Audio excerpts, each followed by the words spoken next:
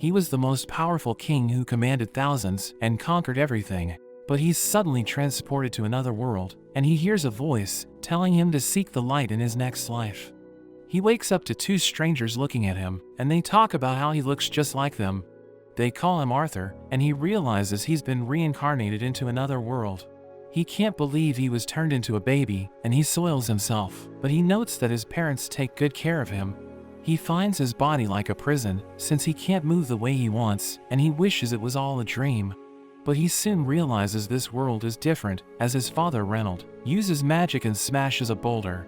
But a fragment hits him, so his wife Alice heals him with her spell, and Arthur notes that their powers didn't exist in his old world. Reynold goes on a hunt with his friends, and a boar charges at him, but he takes it head on, and he easily defeats it. He returns home, and goes to hug his wife, but he realizes that his hands are dirty.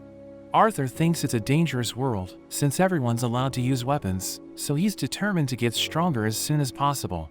Alice asks Reynold if he's okay, so he tells her not to worry, because he just finished an easy job, and she tells Arthur it's time to nap. He's frustrated because he can't do what he wants, but he thinks his peaceful life isn't so bad. He recalls how he used to deal with assassins in his world, so he wasn't able to sleep when he wanted to. After a few days, Arthur's parents watch him as he learns how to crawl, and he sees himself in the mirror. They think he looks cute, but he still isn't used to being treated like a baby, and he comes up with a plan to get stronger. Alice kisses him and leaves him in his crib, but he manages to escape and slowly makes his way to the library while she's busy washing the dishes. He reads a book about the world he lives in and learns that he's on the Recap-kun continent, which contains 3 kingdoms. The Dwarf Kingdom is an underground nation of dwarves, while the Elenor Kingdom is home to the forest elves. The humans live in the Sapin Kingdom, which has the highest population, and Arthur realizes that it's ruled by a king. But unlike in his old world, the throne is inherited and not seized. He takes a book about magic and realizes that the world's technology is primitive because the people are focused on developing their magic. We learn that mana is their source of power, and the ability to control it mostly comes down to genetics, but only 1% of the population can use it. He reads about the 2 applications of mana, which are known as augmenting and conjuring. Augmenters use their mana to enhance their physical abilities, while conjurers project it to cast spells. He learns about the mana cores, which allow people to control their mana, and they usually develop when a person reaches puberty. But he learns that he can create a mana core by channeling his mana into a single point in his body, and he realizes it's similar to Ki, which was his source of power during his past life. He tries to use his knowledge of Ki to create his mana core, but Alice suddenly grabs him, telling him he shouldn't make her worry, and she takes him back to his crib. After 2 years, we see Alice writing about her experience with Arthur, but she wonders why she has never seen him smile. She sees him training with Reynold, who teaches him how to wield a sword, but she gets upset, thinking Arthur is still too young. Alice heads to the town with Arthur, who looks at the items for sale, realizing most of them don't exist in the world he lived in. He watches a man use fire magic, and when they return home, he notes that he's enjoying his new life, because his parents are always looking after him. We learn that during his previous life, he was raised as an orphan, so he never knew what it was like to be loved by his parents. Alice tells him she enjoys every moment she spends with him, telling him he's just like his father. So she thinks he'll also become an adventurer when he grows up, but she wants him to live a peaceful life. He watches Reynold as he uses his mana to launch rocks into the air, and he thinks he was able to impress Arthur, but he notes that it'd be faster if he just picked them up. Alice tells him it's time for his nap, but he wants to read instead, and he uses his cuteness to convince her to let him do it. She leaves him in the library, and he works on creating his mana core. He focuses all of his mana into a single point in his body, but there's suddenly an explosion, and Reynold shields Alice with his body. He asks her if she's okay, but she mentions that Arthur is inside, so they rush to find him, but they realize he awakened his powers, and they can't believe it, because he's only 2 years old. He thinks he has made the first step to becoming stronger, but the roof suddenly collapses, and he's about to be crushed. He realizes he was careless, and thinks it's too early for him to die, but his parents save him. Reynold pushes the debris away, and they start crying, because they thought they lost him. But he doesn't understand why they're getting emotional, since he didn't know what it was like to have parents, and he also starts crying, but he struggles to understand his emotions. In a flashback, A man is accused of trying to kill Arthur, and the council tells him to return to his homeland, where he will be tried for his crimes.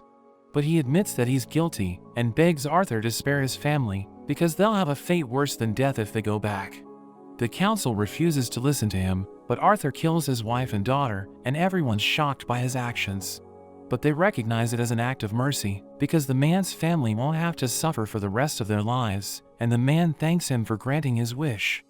We return to the present, as Reynold gives Arthur his gloves, but he refuses to take it, and decides to use a sword instead, because he knows that it isn't a good weapon for a child.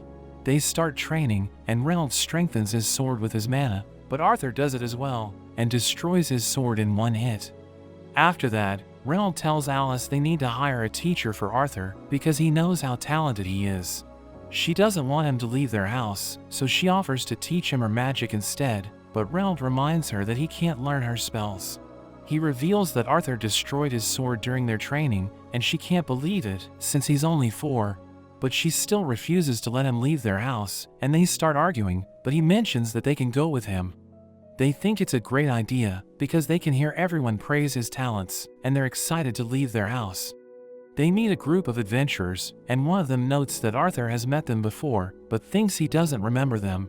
But he knows that they're the Twin Horns party, and his parents used to work with them. The man introduces himself as Adam, and a girl hugs him, telling him to call her Angela. Another man puts him down, and introduces himself as Durden. But he notices a girl watching him, so they tell him her name is Jasmine, and their archer introduces herself as Helen. They begin their journey, and Alice tells Arthur to enjoy his first trip, but he notes that their transport is primitive, because he's used to traveling in battleships during his past life. He knows that their destination is Zyra's city, and he's looking forward to seeing it, but they have a stopover, and they suddenly get attacked by a pack of wolves. But the party fights them off, and Arthur is impressed by their moves. They eat the wolves for dinner, and Reynold tells Arthur to eat as much as he wants. He thinks he can't be picky, since they're traveling, but he realizes that Alice has no appetite. She tells him she's full, but he realizes she only had a bite. She sees that Reynold is injured, so she decides to heal him, and the others keep watch, because they don't want anyone to find out about her powers. We learn that she's a special kind of mage called an emitter, but she needs to keep it a secret, because people might take advantage of her if they learn about it. Adam asks Reynold if he can borrow Arthur, because he wants to play with him. But he takes out his weapon, so Arthur realizes that he wants to fight, and sees that nobody's trying to stop him. He uses his mana to strengthen his weapon, and Arthur thinks he won't hold back, so he prepares to fight, and also uses a skill to boost his speed. He charges in, and Adam prepares to attack him, but he suddenly disappears, and gets behind him. Everyone's impressed by his speed, but he suddenly loses his footing, because he still isn't used to fighting in his body. Adam blows him away, but Angela uses her wind magic to help him land safely. Everyone wonders why Adam didn't hold back, so he explains that it's because Arthur is a monster, wondering what kind of training he's been through. Jasmine wonders how he was able to improve his speed, and asks him to teach her the skill he used. He realizes she's the type of person who will stop at nothing to achieve her goal, so he ends up agreeing to teach her. They continue their journey, and everyone trains Arthur to become an adventurer. He shows his skill to Jasmine, and uses it to run with incredible speed, but she easily catches up to him. On his birthday, Jasmine gives him a knife, so he realizes that she has opened up to him, and everyone notes how she's acting different than her usual self. They prepare to move out, but Arthur realizes Alice is acting strange, so he asks her what's wrong, but she tells him she's okay. As they continue on, they suddenly get attacked by bandits, and their leader notes that he'll take the women and children so that he can sell them for money. He orders his men to attack, so they charge in, and Arthur's companions try to fight them off, but there are too many of them. Reynold crashes into Arthur's carriage, and Alice rushes to heal him, but he tells her she can't let the bandits learn about her power. He tells Arthur to help her escape, but he explains that he's strong enough to defeat the bandits, so he wants to join the fight. But Reynold reveals that Alice is pregnant, and Arthur realizes it's the reason why she's been acting strange. Reynold tells him he's about to become a big brother, so he needs to use his powers to protect her. He runs away with her, and the bandit leader orders his men to stop them, but Reynold charges at him. He tells Reynold he isn't strong enough to defeat him, but he goes all out and starts to push him back. There are bandits that are in Arthur's way, but his companions clear a path for him, telling him to escape with his mother. He recalls that he has killed countless people, so he doesn't value the lives of others. But a mage suddenly casts a wind spell, and he pushes his mother out of the way, and he gets hit instead. But he throws his knife at the mage, and it wraps around his leg, causing him to fall. Everyone realizes Arthur is in trouble, so Angela and Durden try to save him with their magic. He notes that he feels strange, because he's about to fall to his death, but his heart feels full. He thinks the man who begged him to spare his family felt the same way, and realizes that his parents cried when they saved him, because they were willing to risk their lives to protect him. But he knows that they'll also cry if he dies, and notes that he was looking forward to becoming a big brother.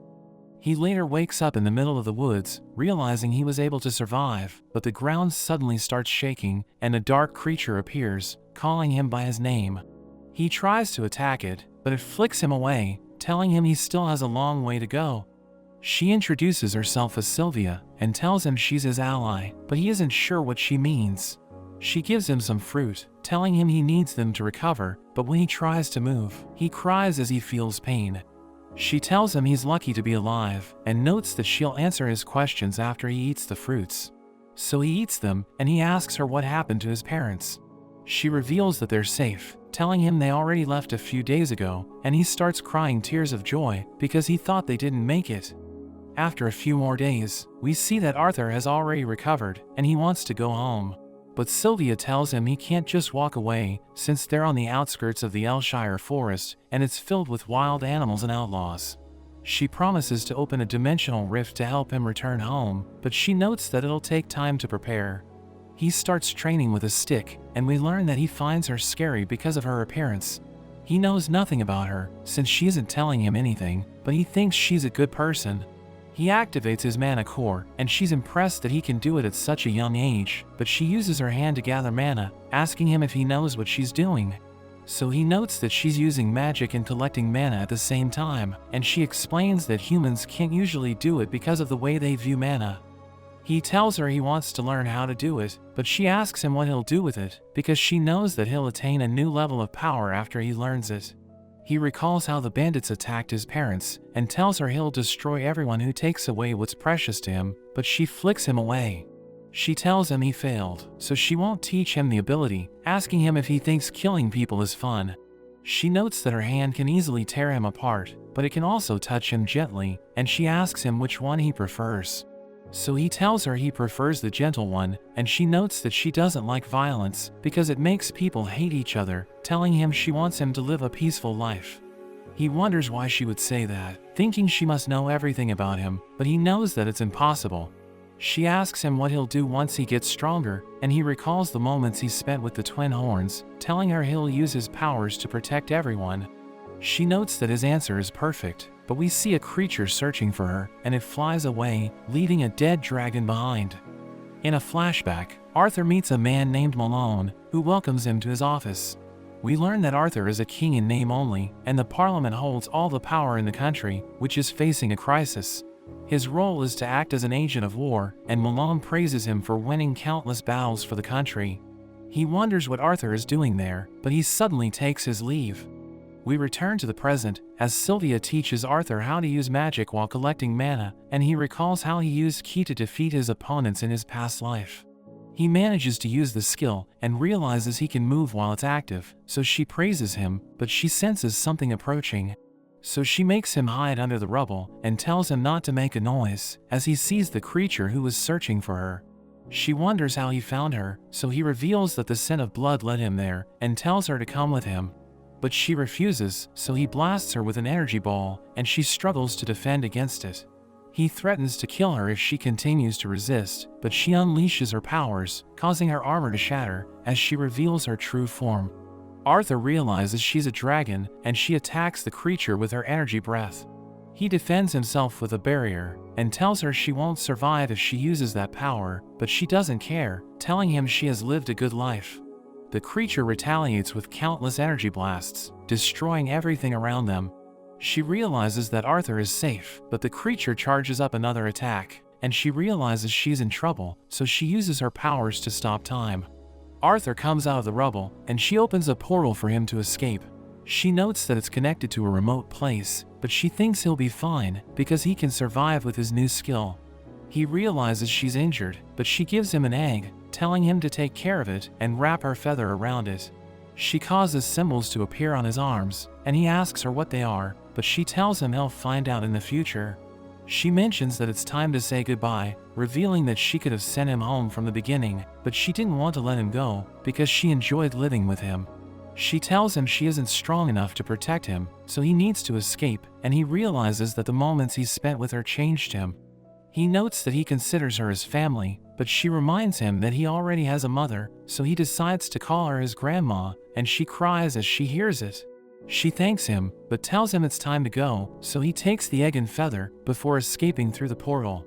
He tells her to come with him, but she closes the portal, and as time resumes, she's hit by the energy blast, and she falls to the ground. The creature approaches her, but he knows she's still alive, and she suddenly blasts him with her energy breath, causing a massive explosion. Arthur travels through the portal as he hears Sylvia's voice, telling him to remember everything she taught him. He tells her he's sad, and she notes that the world is filled with sadness, so they must change it with a smile. He thinks he can't do it, but she tells him to take it one step at a time, telling him she believes in him. She reveals that she knows about his past life, and she tells him not to fill his heart with anger and hatred, wanting him to live a life filled with the blessing of light. He wakes up in the middle of the woods, and he thinks about Sylvia's final words.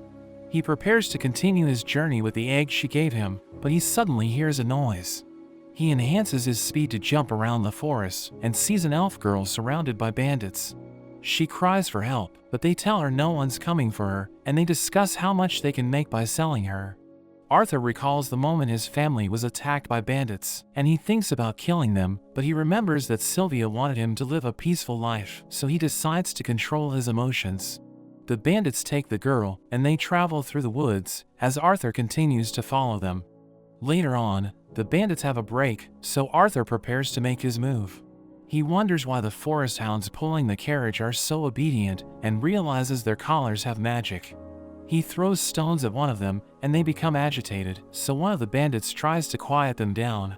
But Arthur suddenly appears behind him, killing him with a single hit, and he takes his knife. His companion sees his body, but Arthur sneaks up on him and takes him out as well. Another bandit appears, so Arthur attacks him, but their leader hears him screaming, so he wonders what happened. The bandit warns him that a mage is attacking them, but he realizes that Arthur is just a kid, thinking he can sell him if he captures him alive. He enhances his body and lunges at Arthur, but he manages to dodge him. He throws his knife at the man, but he just catches it and kicks him away.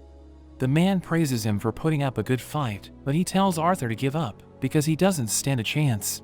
But he burns the man's leg, so he becomes angry, telling Arthur he's going to kill him, but Arthur throws his knife again, and it hits the man's head, killing him in an instant. The last bandit starts begging for his life, but Arthur finishes him off, and sets the girl free. He sees a silhouette covering her face, so he becomes confused, but he tells her she can go home now. She asks him about the bruises on his arm, and he thinks it isn't something a child should see, realizing it's the first time he's met someone his own age. He covers the bandits' bodies, telling her she's too young to see what happened, but she reminds him that he's also a kid. She wonders what happened to the bandits, so he notes that they had an accident, and he tells her she's safe now. He gathers her stuff, and tells her it was nice meeting her, but she grabs onto him, because she's too scared to be left alone, so he decides to keep her company. He wonders why she's afraid, because he thought elves were safe in the woods, but she tells him her parents warned her about the tree golems, which are said to eat children. She reveals that she doesn't know the way back, so he realizes that he can't just leave her, and he decides to help her return home. He thinks about killing the hounds, because he doesn't know how to control them, but she wants to set them free, telling him they were just being used by the bandits. She notes that the people of the forest cherish all life, and she removes the hounds' magic collars, allowing them to escape. They start looking for her home, and as they take a break, the girl reveals that her name is Tessia. Arthur gives her food, telling her they still have a long walk ahead of them, but she tells him it smells funny. She doesn't like it, telling him she wants to eat something sweet, and he thinks it's normal for her to act that way, because she's just a kid. She wonders what he's doing in the woods, and he reveals that he got separated from his family, so she thinks he also got lost. He asks her about the land of the elves, and she tells him her parents are always busy, so she spends most of her time with her caretakers. They continue searching for the Elenmore kingdom, and Arthur notices bugs flying around Tessia. She reveals that the elves use them to mark paths, and she puts one of them on his ear, as he realizes that it's how children play with each other. She mentions that she'll train at her master's place once her mana awakens, and he asks her if she has no organized education, but she doesn't know what he means. He sees a hound following them, so he keeps watching their backs, and as they're about to sleep, he's worried that it might attack them, so he tells her he'll keep watch while she rests in the tent. He starts thinking about the egg Sylvia gave him, but Tessia tells him to join her in the tent, telling him the beasts might attack him if he stays outside. He asks her if she's afraid of ghosts, but she explains that she's just thinking about their safety. He joins her inside, and she tells him to stay with her no matter what happens, so he promises not to leave her, telling her to go to sleep. She reveals that her grandparents told her all human men are perverts, but he tells her it's not true, but he realizes that she's already asleep. The next day, they continue their journey, as Arthur notes that Tessia is now comfortable around him. He helps her cross a river, but after some time, he feels an unbearable pain in his mana core. She leaves to look for healing herbs, but he tells her it's too dangerous, and as he waits for her to return, a hound suddenly appears. It gives him food that it hunted, and Tessia sees it, telling him it wants to repay him for setting it free. At night, they eat the food from the hound, and they both find it delicious. Arthur notes that growing children need meat, and Tessia reveals that she didn't find any herbs, but she found mushrooms instead. She tells him the female elves eat it all the time, so he decides to try it, but he ends up getting sick. As they rest in the tent, Tessia reveals that she has heard about the human and dwarf kingdoms, and she wants to visit them, but she's afraid that she might run into bad people. She notes that the elves don't trust other races, but Arthur suddenly falls asleep, so she gives him a blanket. The next day, we see that Arthur still isn't feeling well, and he thinks children's bodies are weak. Tessia asks him if she can call him Art, because she thinks they're friends now, but he tells her he isn't worthy to be her friend, since he's just a commoner. She tells him he sounds like an old man, and he starts mocking her for being a scaredy cat, so she becomes upset. But she tells him she saw something, and he thinks it's nothing special, but he realizes that a portal has appeared in a tree. She tells him they've finally found her home, and she invites him to come with her. But the guards immediately arrest him, telling him he isn't allowed to be there, and he sees that Tessia is just standing there, so he thinks she betrayed him. They prepare to kill him, but she begs them to let him go, telling them he saved her life. They think he brainwashed her, but her grandfather Varian arrives, telling them to let him go. He thanks him for saving the Princess of Elenmore, so Arthur realizes that she's a member of the royal family, and he can't believe it, because he thought she was just a commoner. Her parents also arrive, and they're glad she's safe, but they wonder what a human is doing there, telling the soldiers to arrest him. But she explains that he saved her life, telling her father they should invite him to their castle, and Varian mentions that he wants to speak to him later. Tessia shows Arthur around the kingdom, but he sees everyone staring at him, so he realizes they don't like humans. But Tessia also stares at him, and he finds her strange, wondering why she didn't do anything when he was about to get arrested, so he thinks he shouldn't let his guard down. They reach the castle, where the servants welcome Tessia back, and she tells them to take care of Arthur, telling them he isn't a bad human. She wonders what they should do next, but he notes that he wants to talk about what they've been going through, and her father wants to hear it. So he sits with her family, and her father introduces himself as King Alduin. Arthur tells them about his commoner background, and reveals that he was separated from his family after the bandits attacked them. So he ended up in the woods, where he saw Tessia being kidnapped by slave traders. Alduin becomes angry hearing this, and notes that it's the work of barbaric humans, but Arthur explains that not all slave traders are humans. Varian wonders how he was able to save her from the kidnappers, so he reveals that he used magic to defeat them, and the guards don't believe him, because he's just a kid. But Tessia mentions that he's telling the truth, and Alduin believes him, but Arthur notes that he needs the elves to send him back to his family as a reward for saving her. Alduin explains that they don't want to help humans, but Arthur can't believe they consider humans barbarians, because they aren't so different, and we see Tessia staring at her father. So he decides to help Arthur, telling him the teleportation gate to the Sapin Kingdom can only be used every 7 years, and they still need to wait 5 years for it to reopen. But he notes that they can't keep Arthur in the kingdom, so he'll order the guards to escort him back home, telling him they'll have a squad ready for him in the morning.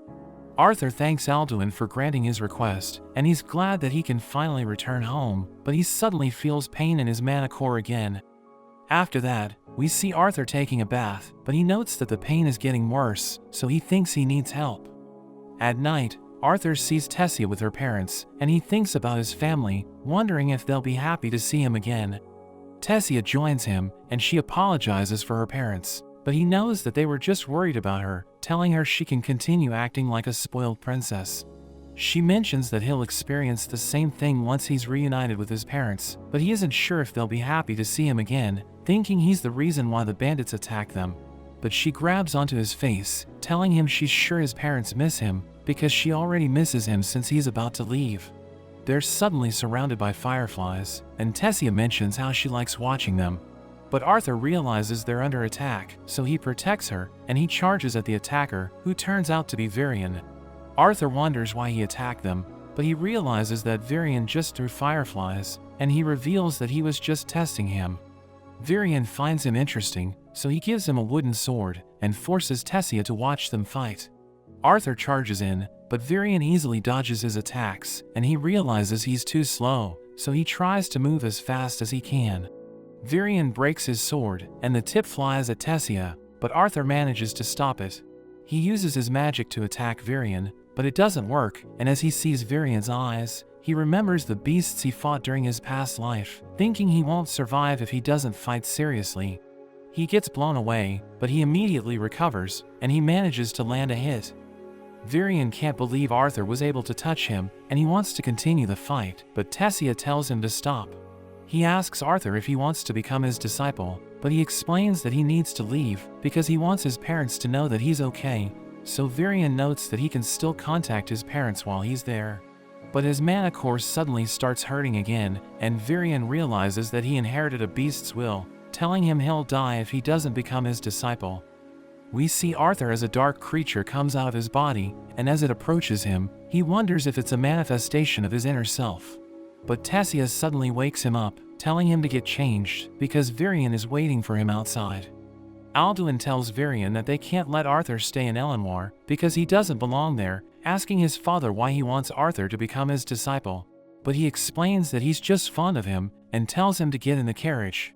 As they travel, Varian notes that Tessia is always talking about Arthur, and he reveals she was always lonely, since she was the sole successor to the throne. She tried to make friends, but they all betrayed her, so she learned to stay away from people. But he notes that she always smiles when she's with Arthur, telling him she isn't always that happy, so he thanks him for helping her open up. They arrive at a strange house, where Varian yells at his friend to come out, and she tells him to stop shouting. He reveals that she's a special mage named Rinia, telling Arthur she'll help him contact his parents, but he wonders how it's possible. So she reveals that she's a seer, and her magic allows her to see fragments of the past and future, but she can also help him talk to his parents. She tells him to look at the water, and focus on thinking about his parents, as she uses her magic to help him reach them. We see his parents as they prepare to eat, but they think about Arthur, because it's actually his birthday. We learn that they fell into despair after they lost him, and Reynold blamed himself for what happened, because he told Arthur to protect his mother. After the incident, they moved to a city, where Reynold got a job, and they found a new place to call home, but they still haven't moved on from what happened. They suddenly hear Arthur's voice, and he tells them he's still alive, but he's in the kingdom of Elenwar, where he's using magic to talk to them. He explains that he can't return yet, because he needs to fix a problem in his body, but he tells them he'll be back as soon as he recovers. He notes that he doesn't know when he'll be able to talk to them again, but he tells them not to worry about him.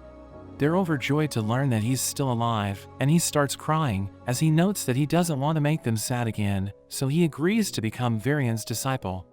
They return to the castle, where Tessia convinces her father to let Arthur stay, and Varian notes that he'll take responsibility for anything that happens, since Arthur is his disciple. After that, Alduin apologizes for being rude to Arthur, and tells him he's welcome to stay in the castle. He realizes that Tessia and Varian are Alduin's weakness, and he tells him he feels honored, but Tessia mentions that she wants to play with Arthur. Tessia takes Arthur to the town, where he bumps into a boy named Ferrith, who tells him he doesn't belong there, and the kids start insulting him because he's human. She tells him to ignore them, and Ferrith notes that being with a human will ruin her reputation, so he offers to escort her, but she refuses to go with him. Arthur starts mocking him for having a ridiculous name, and he becomes angry hearing this, so he challenges Arthur to a duel. He realizes everyone is watching them, and Ferrith tells Tessia to judge their fight. As the match begins, Ferrith immediately charges in, but Arthur easily knocks him out. He can't believe the fight is already over, but Tessia tells him to run, and they enjoy the rest of the day together, as Arthur realizes that he's growing attached to her. She asks him if he's ready for his training tomorrow, and he recalls that Varian warned him that his training as a beast tamer will be brutal, but it will lead to significant results if he can endure it. He tells her he's excited for his training, telling her he'll work hard for his future, and she notes that she'll also work hard, because she doesn't want to lose to him. The next day, Varian tells Arthur it's time to begin his training, and he knows it will be difficult, but he's determined to get through it. 3 years later, we see Tessia telling Arthur to wake up, and she uses her mana as she grabs him, causing him to scream, and he tells her to be more gentle. They start training together, and Varian watches them as they fight, realizing they're ready for the next step. He reveals that once a mage stabilizes his mana, he can obtain one of the 4 magical elements. Varian explains that a mage's race will determine the elements he can use, revealing that the elves have the wind element, while dwarves are better at using the earth and fire attributes. But humans are able to use all 4 elements, and Arthur is surprised hearing this, but Varian reminds him that he can only pick one of them. Tessia wonders why Arthur didn't use magic while he was training his body, so Varian tells her it's because he's weak. He notes that Arthur's mana core contains a beast's will, which ruins the balance between his body and his mana core, and it's the reason why he's been feeling pain. We learn that when an elf awakens their magic at the age of 10, they're considered to be gifted, but Tessia was able to use magic when she turned 9, and she started training with Arthur ever since. Varian tells him it's time to awaken the beast will inside his body, telling him he'll no longer feel the pain in his mana core if they succeed, and he'll become a real beast tamer. Varian tries to spark a flame in his mana core, but a bright energy suddenly comes out of his body, and it blows Varian and Tessia away. They wonder what just happened, and Arthur loses consciousness, so they take him back to the castle. He later wakes up, and Varian asks him if he's familiar with his beast will, so he explains that he got it from a dragon. Varian can't believe it, and he tells Arthur not to tell anyone about it, because a dragon's will could attract unwanted attention. He thanks Varian for worrying about him, but he tells Arthur he'll be returning home in 4 months, because a cultural exchange program between the 3 kingdoms has begun. So the entrance to the human city of Xyrus will open, and Arthur will finally be able to go home. But he's sad hearing this, and we see that Tessia isn't happy to learn about it either. That evening, as Arthur prepares to sleep, Sylvia's egg suddenly hatches, and a baby dragon emerges. He finds it cute, but it suddenly bites him, causing a marking to appear on his arm, and he starts hearing the dragon's voice. He realizes that it can talk inside his head, and he decides to name it Sylvie, telling her to consider him as her father. The next day, Tessia goes to wake Arthur up, but she screams as she sees Sylvie, so he wakes up, but he realizes that she's hugging it since it's so cute. They go to train with Varian, who freaks out as he sees Sylvie, and he realizes that it hatched from the assimilation of the beast's will. Arthur wonders what he should do with her, and Varian notes that nobody believes in dragons, so he can just tell everyone it's a mana beast. Varian tells him he has awakened as a beast tamer, so he now must train his beast in mana core, telling him the best way to do it is through a real fight. Varian surrounds himself with a strange energy, and he transforms into a dark monster, telling Arthur it's time to begin their training. But he can't keep up with Varian's movements, so he gives up, telling him he looks scary. Varian returns to his original form, and Arthur tells him he couldn't sense his presence while he was a monster, so he explains he used his magic to manipulate wind and sound. A few days later, we see that Arthur has mastered his beast will, so he can now use the beast's power, and his body has become so strong that the pain in his mana core has stopped bothering him. We see Arthur in the town with Tessia, and Ferrith bumps into him again, but Arthur doesn't remember him. So he becomes upset, reminding Arthur about their previous encounter, and he challenges him to a duel again, but he instantly loses, and his friends think he's pathetic. Tessia reminds Arthur about him, and he finally remembers who Ferrith is, telling him he's glad to see him again. They shake hands, and Ferrith's friends note that he always wanted to befriend Arthur, who wonders if they'll participate in the culture exchange program, so they reveal that all nobles are required to join. But Ferrith thinks Tessia won't participate because she might get lost, so she becomes upset and punches him away. After that, Arthur tells Tessia she shouldn't punch her subjects, telling her to act more like a princess. But she notes that he'll be leaving soon, wondering why he's getting angry like her father, and she suddenly runs off. That evening, we see Tessia crying in her room, but Arthur invites her to go to the forest. She decides to go with him, and she notes that they aren't allowed to be there, but he assures her that they'll be fine. They see the hounds they saved, realizing they're doing well, and as Tessia and Arthur rest near a campfire, she tells him she doesn't want him to go, but she suddenly falls asleep. The next day, Arthur prepares to leave, and everyone sees him off, as Varian gives him a compass, telling him he can use it to return to Elenmore. But Varian tells him not to go out at night too often, so Arthur apologizes for going to the forest.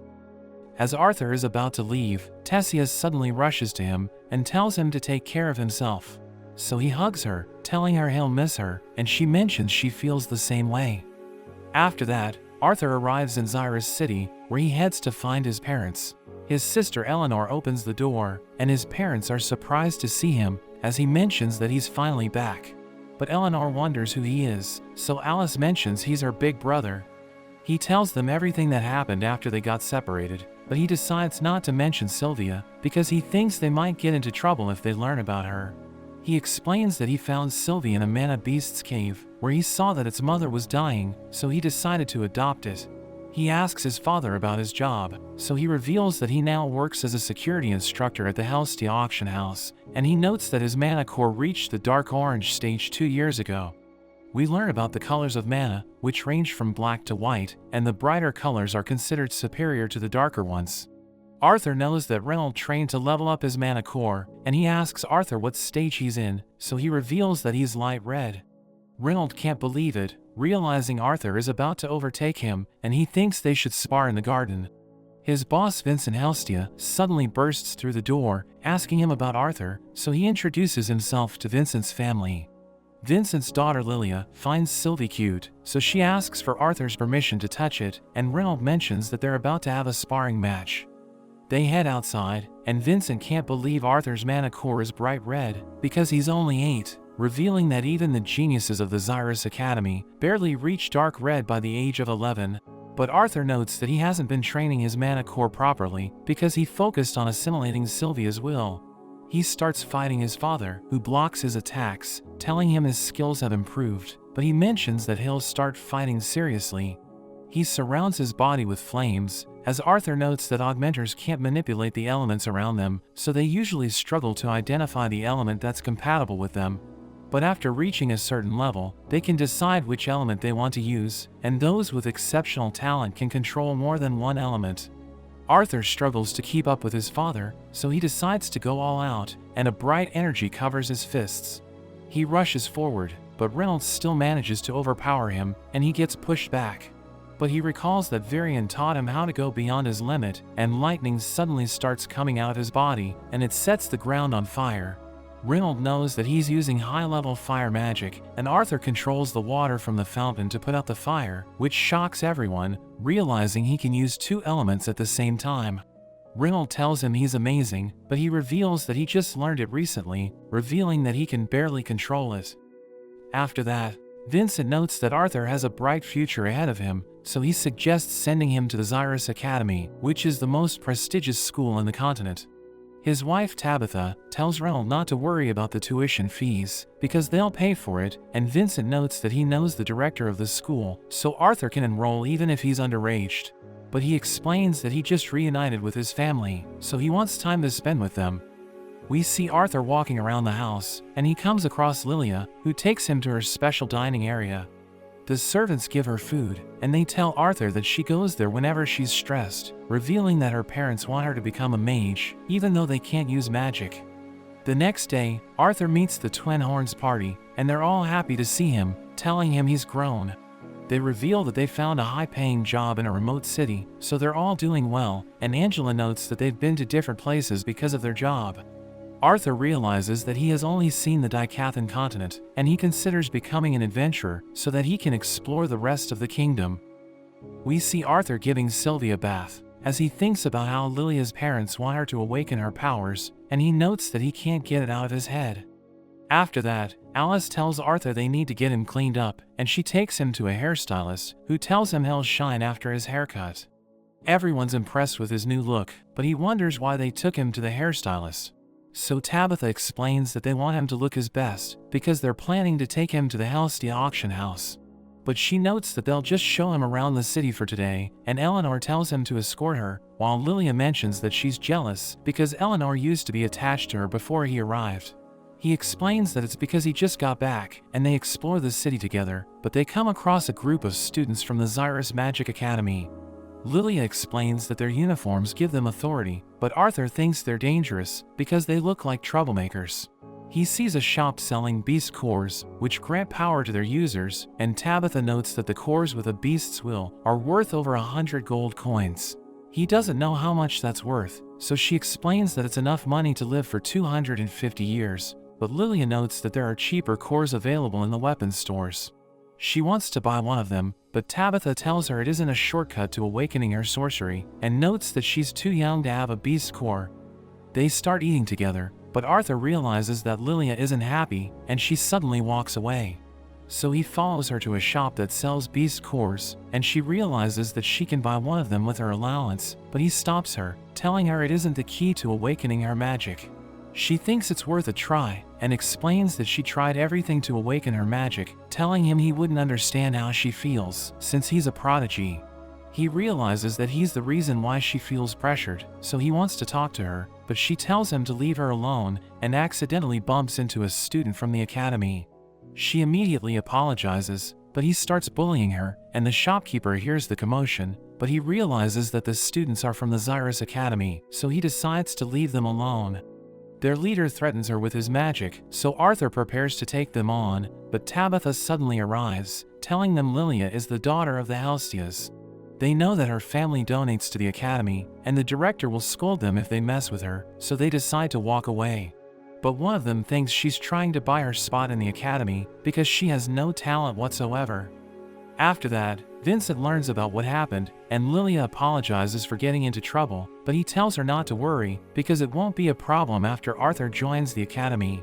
She thinks her father wants to send him in her place, because she still can't use magic, and Tabitha tells her to calm down, but she tells them that she hates them. She heads to her room, where she wonders when her magic will awaken, and she thinks her parents are donating to the academy, because they want to secure a spot for her. Arthur suddenly visits her, telling her he never wanted to take her spot, but she reveals that she's jealous because he stole her father's attention. She thinks it's her fault for not awakening her magic, thinking her parents must be tired of her, and he understands how she feels. He grabs her face and tells her everyone knows how hard she's trying, but her father is fond of him because he's just like Eleanor, who's attached to him since she just met him.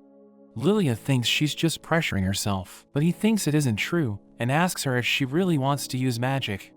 After that, Arthur tells Vincent that Lilia ran away from home and went on a quest to awaken her magic, but he tells him not to worry, because he knows where she's going.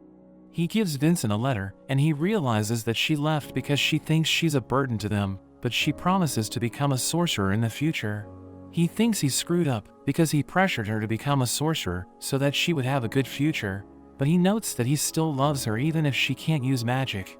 She suddenly appears, and she apologizes for lying to him, but Arthur reveals that he was the one who planned everything, because he wanted to test her parents. Vincent realizes that he was insensitive, and he tells Lilia she doesn't need to attend the academy, promising to make her happy even if she doesn't become a sorcerer. But she notes that she wants to go to the academy, so that she can become a sorcerer who makes everyone happy. Arthur decides to awaken her mana, and he makes her sit with Eleanor, but Tabitha isn't sure if his plan will work. He tells them to take deep breaths and close their eyes, and Eleanor mentions that she saw lights for a moment, but he tells her they disappeared, because she let her breathing get disrupted. Lilia notes that she can't see anything, but he tells her to relax, and he puts his hands on their backs. She starts to see lights, and her parents are glad that she has awakened her magic, realizing Arthur's plan worked. After that, everyone celebrates Lilia's awakening, and her maid tells her to eat as much as she wants. Arthur notes that it might take 2 to 3 years for her power to stabilize, telling her it will take a lot of work, so he wants her to train every day. Arthur heads to the Helstia auction house, where we see that Reynolds is the head of security, and he orders the guards to stay alert. The host begins the auction and reveals that the royal family is in the building, so everyone cheers for them as Arthur realizes that they love the king Glader. The first item is an elemental weapon, which can immobilize its target, and it sells for over 50 gold, but Arthur realizes that Sylvie is missing, so he leaves to look for her. Vincent announces that the next item is a world lion cub, and he notes that it will become an A-class mana beast when it grows up. The bidding begins at 100 gold, and the nobles raise it to 450, but Prince Curtis tells his father that he wants it. So Glader puts a bid of 1,000 gold, which surprises everyone, and Vincent congratulates him on his purchase. We see Sylvie walking around the building when she comes across a mage named Sebastian, who tells her to go with him, but Arthur suddenly arrives and recognizes him as a royal conjurer. He asks Sebastian to return her because she's his partner, but he seems to be interested in her because he knows that she's a unique mana beast. Sylvie returns to Arthur and he prepares to leave, but Sebastian tells him to leave her behind because he wants to keep her as his mana beast. He notes that he can unlock her full potential and he threatens Arthur with his flames, but he doesn't care and prepares to walk away. But Sebastian mentions that he's a conjurer of the royal family, so he can punish Arthur's family if he doesn't cooperate. He becomes angry hearing this, and everyone in the building senses his overwhelming bloodlust, so they start to panic, and Glader orders his guards to stay alert. Sebastian freaks out, but Arthur realizes that he's screwed up because he let his emotions get the better of him. Glader knows that Reynolds is the head of security, and he admits that he wasn't able to catch the intruder, so Glader wants to punish him. Sebastian tells him to have mercy because no one was hurt during the incident, but he mentions that he's interested in Sylvie. Glader notes that he has served the royal family for a long time, and he wants to reward him for his loyalty, telling Reynolds he'll be forgiven if he lets Sebastian have Sylvie. But he explains that he's in no position to give her away because Arthur found her himself, so Glader asks him to give her to Sebastian. But he refuses to do it and notes that he can never replace her, so Glader offers to give him the World Lion Cub in exchange, thinking it's a fair trade. But Arthur notes that Sylvie isn't for sale, and Glader once again asks him to part with her. But he asks him if he could sell his own children, telling him he can't accept the answer because of his pride, and Sebastian is upset hearing this, so he orders the guards to attack. But Arthur easily takes them down, and Sebastian can't believe they're no match for him, but he wants to get Sylvie at all costs. He summons his flames to attack, but time suddenly freezes, and Sebastian wonders what's happening. He realizes that Arthur stopped time, and he tells Sebastian his spells won't work, so he starts to panic, telling him he can't defeat a royal conjurer. But he breaks Sebastian's leg, so he screams in pain, and Arthur explains that nobody can hear him. He starts begging for mercy, but time suddenly resumes, as Arthur reaches his limit. He later wakes up, and realizes he went overboard, since he still hasn't mastered his ability to stop time. Alice joins him, and he asks her what happened after he passed out, so she reveals that she used her powers to heal him. She takes him to the market, where she buys a clip for Eleanor, telling him to give it to her. She asks him if he wants to buy anything, but he's worried about their financial status because he thinks Reynolds lost his job. But she notes that she also has a job, and they go shopping together as he helps her carry her things.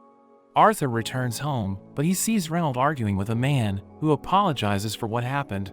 He gives them a bag of coins and reveals that it's from Glader, telling them to accept it as a show of good faith for the incident. Arthur knows that he could have died, but he decides to accept it anyway, and the man notes that the guards who attacked him were fired. Reynolds thinks they deserve a worse punishment, but the man reminds him that he failed as the head of security, and Arthur notes that it's his fault for defying the king.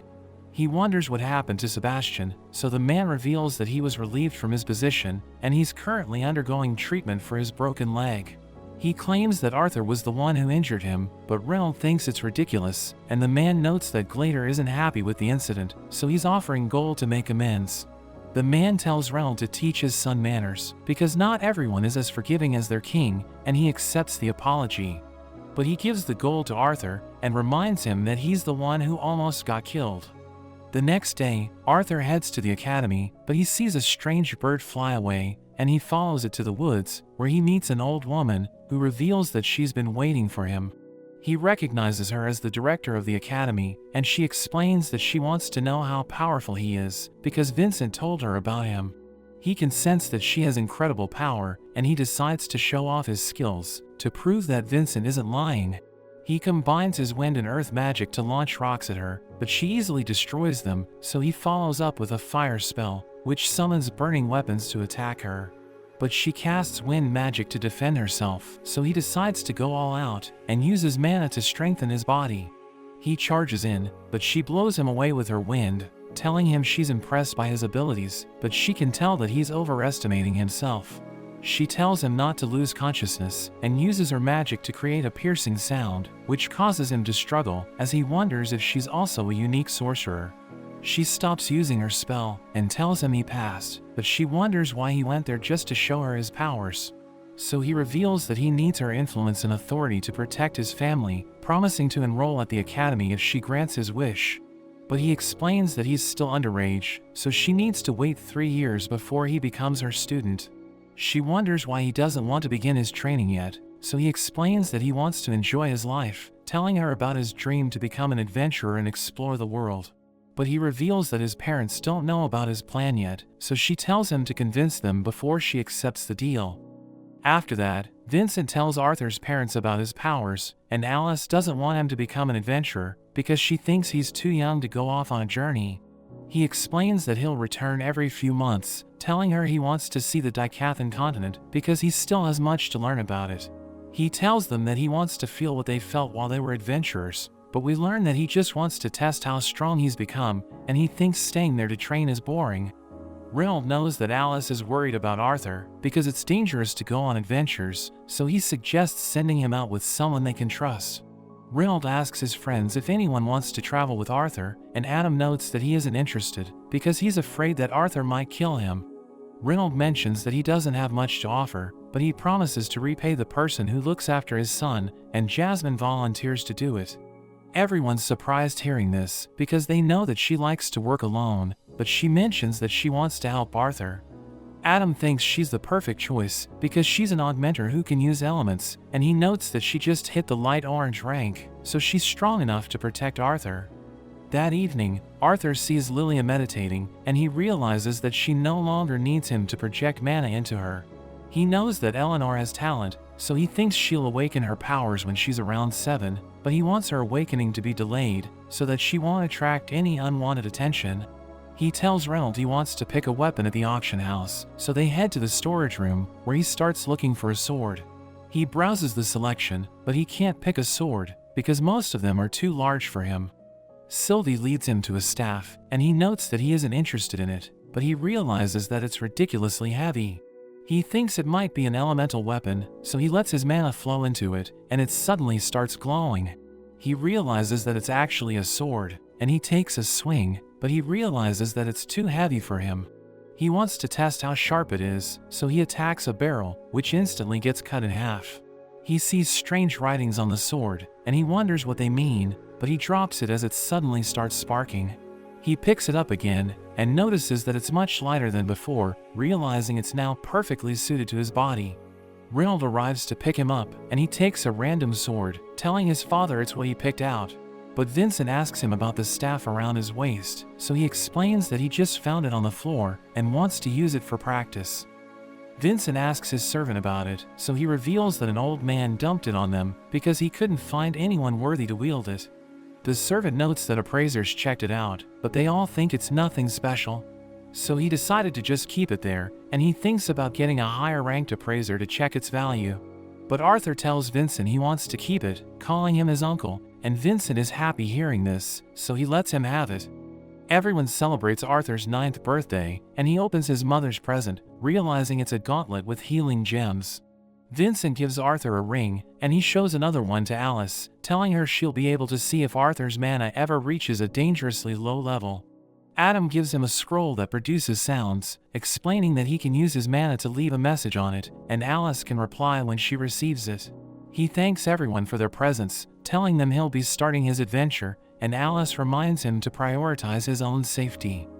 That evening, Arthur prepares to leave, as he thinks about how his family and friends love him, and he wants to get stronger so that he can protect them. His family sees him off, and they tell him not to worry about them, because they'll be fine while he's away. Alice reminds him to keep his ring on, telling him to have a good trip, and he promises to return home safely. He begins his journey with Jasmine, and they head to the Adventurers Guild, where she tells the receptionist that he's there for a rank assessment. We learn that Arthur is wearing a mask, because he doesn't want the royal family to recognize him, and he now goes by the alias Note. They meet the guild chief named Caspian, who reveals that there's usually a written exam before the rank assessment, but he decides to skip it for Arthur, since Jasmine recommended him. They head to the exam hall, where they see a girl named Diane fighting the examiner, who counters her water spell and suddenly appears behind her.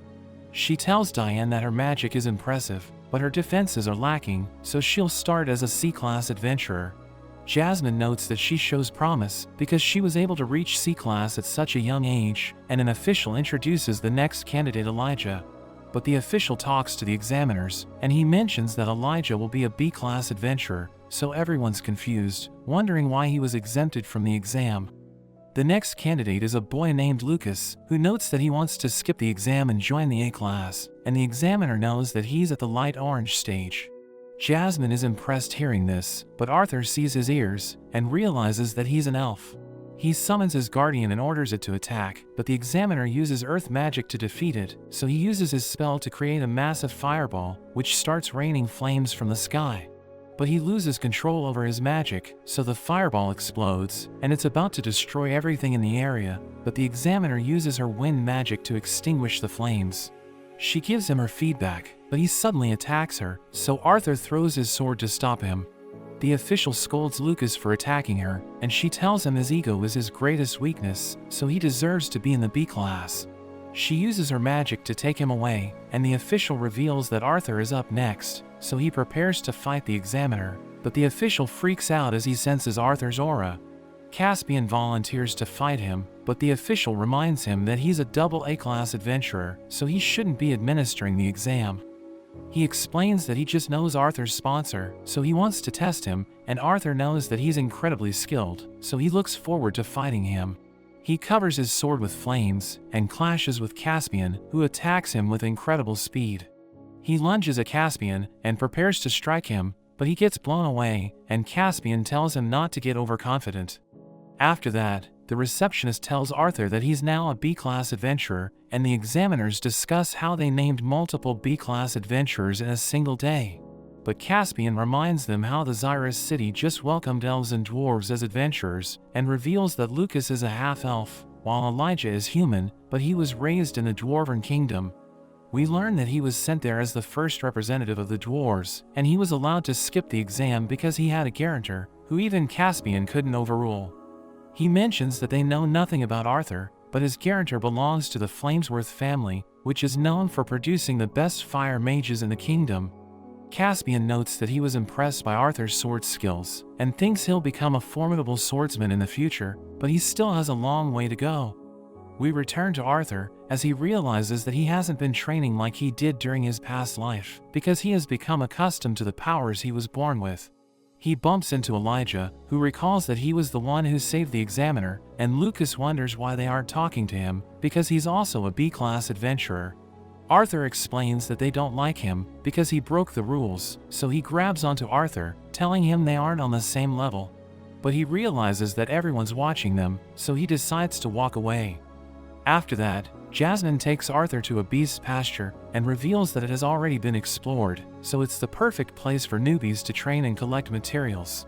But they suddenly see massive explosions in the forest, and a giant boar appears, eating the adventurers in the area. Jasmine wonders what it's doing there, because it isn't native to the area, and they realize that it escaped from a caravan. It charges towards them, so they jump away, and Jasmine attacks it with her knives. But it immediately recovers, and she dodges its attack, but she's about to fall to the ground. So Arthur saves her, and she realizes that the boar is preparing to attack a group of newbies, so she jumps in to protect them. It rushes forward, but Arthur waits for the right moment and attacks it from the side, and he defeats it with his flames. At night, Jasmine reveals that she became an adventurer to get away from her family because they taught her that fire is the strongest element. But she has no talent for fire magic, so they labeled her as a failure, and Arthur tells her it isn't true because all of the elements are equal. She laughs at him since he's so worked up, and he realizes that he got angry because he was also called a failure in his past life. She reveals that the twin horns changed her life because they scolded her for always acting alone and taught her to trust in people. She wonders if he's also met people who have changed his life, and he isn't sure if he can change, but he remembers everyone that he's met, thinking he needs to change so that he can protect them. We see Tessia watching him, wondering why he's traveling with a woman, and Virion thinks she's jealous that he's taking on a new challenge, so he tells her to work on improving her magic. After 2 years, we see that everyone's talking about Arthur, and they all recognize him as an overpowered adventurer. He's now known as the Masked Swordsman, but Jasmine tells him it's time to go, and he knows that he still needs to continue to get stronger. But that's where this video ends. Remember to like and subscribe to the channel. Thanks for watching, and I'll see you next time.